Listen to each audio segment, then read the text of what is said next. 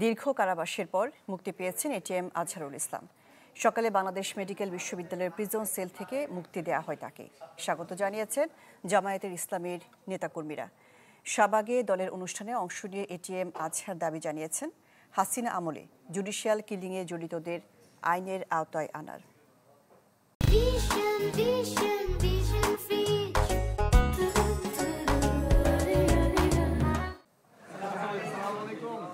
ATM Azharul ইসলামের কারামুক্তির সংক্ষিপ্ত আদেশ আন্তর্জাতিক অপরাধ ট্রাইব্যুনাল হয়ে মঙ্গলবার রাতেই কারাগারে পৌঁছায়। বুধবার সকালে তাকে বাংলাদেশ মেডিকেল বিশ্ববিদ্যালয় হাসপাতাল থেকে দেওয়া হয় মুক্তি। এ সময় ছিলেন জামাত আমির সহ দলের নেতাকর্মীরা।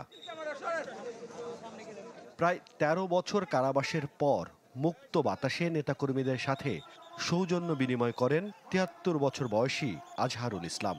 এ সময় শাহবাগ মোড় পরিণত হয় জনাকীর্ণ এলাকায়।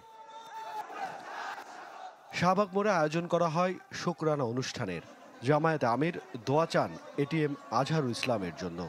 গার্ডের পর মৃত্যুদণ্ড দিয়ে যার উপর জুলুম করা হয়েছে, সেই আল্লাহ তাকে বাঁচিয়ে রেখেছেন, সেই মহান রব তাকে আমাদের বুকে ফিরিয়ে দিয়েছেন। আলহামদুলিল্লাহ রাব্বিল আলামিন। আমাদের এই ভাইয়ের জন্য দোয়া করবেন সবাই। বক্তব্যে কারামুক্ত এটিএম আজহার অভিযোগ করেন, শুধু জামায়াতের রাজনীতি করায় মিথ্যা মামলায় জড়ানো হয় তাকে। দাবি করেন, বিচারিক হত্যা যারা ঘটিয়েছে তাদের আইনের আওতায় আনার।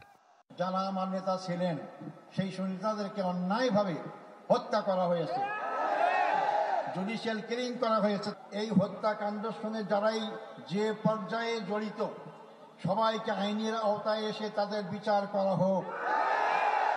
২০১২ সালের ২২ আগস্ট রাজধানীর মগবাজারের বাসা থেকে গ্রেপ্তার হন জামায়াতে ইসলামীর তৎকালীন সহকারী secretary general ATM Azharul Islam.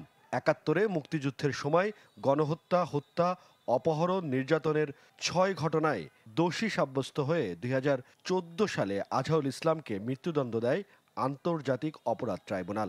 ২০১৯ সালে প্রথমবার আপিল শুনানি করে সেই রায় বহাল রেখেছিল তখনকার আপিল বেঞ্চ। জুলাই অভ্যুত্থানে সরকার বদলের পর আজহারের রিভিউ আবেদনের পরিপ্রেক্ষিতে নতুন করে আপিল শোনে সুপ্রিম কোর্টের আপিল বিভাগ। মঙ্গলবার সেই রায়ে আজহারকে বেকসুর খালাস দেওয়া হয়। হিরণ খান, চ্যানেল 24, ঢাকা।